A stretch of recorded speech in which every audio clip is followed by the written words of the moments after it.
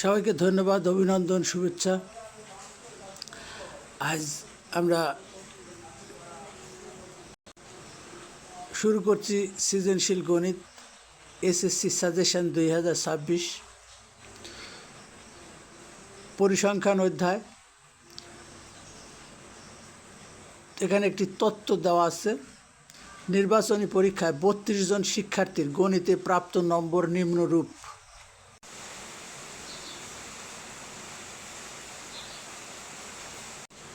এবার আমাদের ক নাম্বার প্রশ্ন হচ্ছে, শ্রেণী ব্যাপ্তি 7 ধরে গণসংখ্যা নিবেশন সারণী তৈরি করো।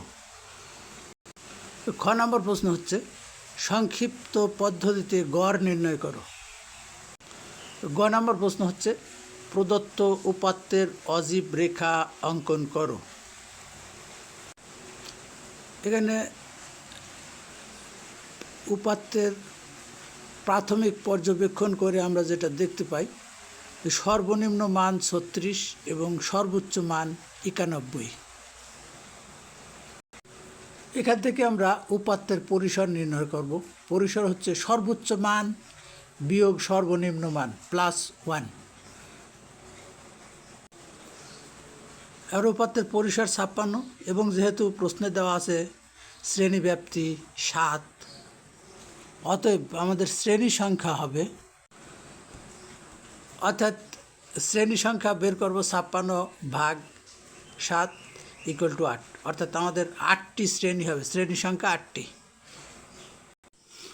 এবার আমরা 8টি শ্রেণী বিশিষ্ট গণসংখ্যা নিবেশন সারণী তৈরি করব। তো আমাদের সর্বনিম্ন মান ছিল 36 এবং শ্রেণী ব্যবধান ধরতে হবে 7। তো 36 থেকে 42, তারপর 43 থেকে 49, এইভাবে 8টি শ্রেণী আমাদের অন্তর্ভুক্ত আছে সারণীর মধ্যে। তো এখন আমরা ট্যালি নির্ণয় করব। এখান থেকে এখানে আমাদের প্রথম যে উপাত্তের সংখ্যাটি দেওয়া আছে 72, এই 72 আমরা দেখতে পাচ্ছি 71 থেকে 77 শ্রেণীভুক্ত, অর্থাৎ এই শ্রেণীতে পড়ে। সুতরাং এই ঘরে প্রথম ট্যালি একটা বসালাম। এমনিভাবে দ্বিতীয় সংখ্যা 48 আমরা দেখতে পাচ্ছি 43 থেকে 49 শ্রেণীভুক্ত।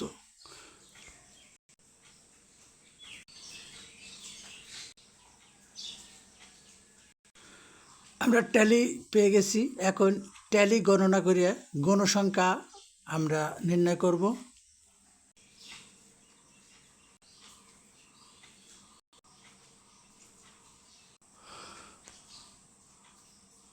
আমরা গণসংখ্যা পেয়েছি, গণসংখ্যা যোগ করে নাম্বার পেয়েছি আমরা 32, অর্থাৎ আমাদের প্রদত্ত উপাত্তের সাথে মিলে গেছে। সুতরাং এখানে কোনো ভুলের সম্ভাবনা নেই। প্রশ্নের ক অংশে বলা হয়েছিল শ্রেণীব্যাপ্তি 7 ধরে গণসংখ্যা নিবেশন সারণী তৈরি করো, সেটা আমরা তৈরি করেছি। অর্থাৎ ক নাম্বার প্রশ্নের উত্তর এখানে শেষ। এখন আমরা খ নাম্বার প্রশ্নের উত্তর করতে যাচ্ছি।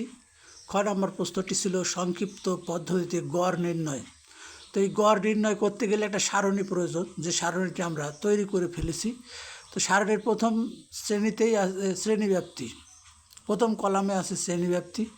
শ্রেণীব্যাপ্তি তো পূর্বেই দেওয়া ছিল 36 থেকে 42, 43 থেকে 49, এইভাবে। এবার শ্রেণীর মধ্যমান নির্ণয় করব। শ্রেণীর মধ্যমান নির্ণয়ের জন্য আমরা ওই শ্রেণীর উচ্চ সীমা এবং নিম্ন সীমা যোগ করে তাকে 2 দিয়ে ভাগ করব। যেমন প্রথম শ্রেণীর ক্ষেত্রে আমরা পেয়েছি 36 যোগ 42 78, তাকে 2 দিয়ে ভাগ করলে 39। এমনিভাবে আমরা শ্রেণীর মধ্যমান নির্ণয় করব। এরপর গণসংখ্যা আমরা পূর্বেই নির্ণয় করেছিলাম, সুতরাং সেটাই স্থাপন করলাম। তারপরের কলামে আছে ধাপ বিচ্যুতি। তো ধাপ বিচ্যুতিটা আমরা একটু দেখব। ধাপ বিচ্যুতি নির্ণয়ের আমরা যে সূত্রটা এখানে দেওয়া আছে, এই সূত্র ব্যবহার করব। ধাপ বিচ্যুতির সূত্র হচ্ছে U1 = x1 - a ভাগ h।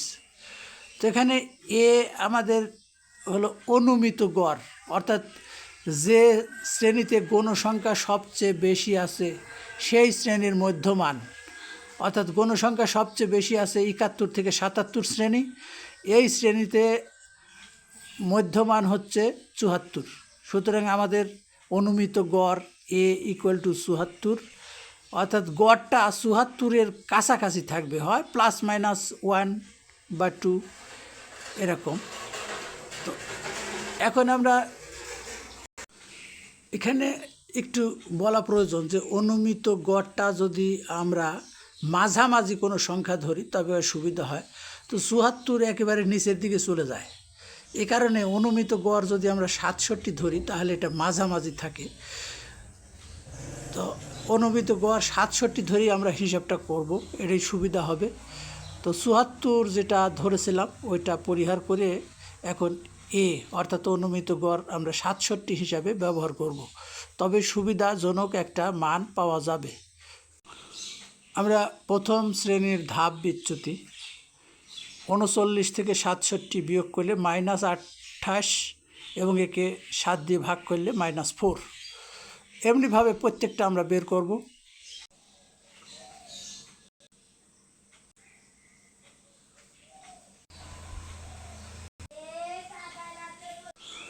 পরবর্তী কলাম অর্থাৎ শেষ কলাম আমাদের F1 U1, অর্থাৎ এখানে F1 হচ্ছে প্রথম শ্রেণীতে 5 এবং U1 হচ্ছে প্রথম শ্রেণীতে -4। তাহলে 4 5 20 -20 এমনিভাবে প্রত্যেকটা আমরা নির্ণয় করেছি।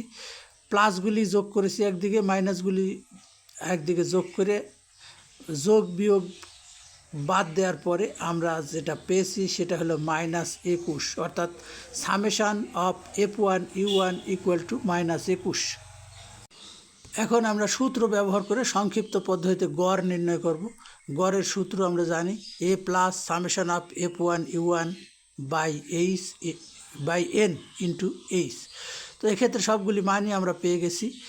এর মান 67, F1 U1 এর মান -21 এবং N হচ্ছে 32, H হচ্ছে 7।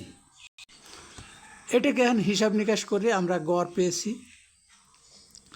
তো গড় উত্তর 62.4, এটাই নির্ণয় গড় এবং সংক্ষিপ্ত পদ্ধতিতে নির্ণয় গড়। তো এবার গ নম্বর প্রশ্ন, অজীব রেখা অঙ্কন করতে হবে। ইতিপূর্বে আমরা কয়েকটা অজীব রেখা অঙ্কন করেছি, সুতরাং এখানে আর অজীব রেখা অঙ্কন করব না, এ পর্যন্তই।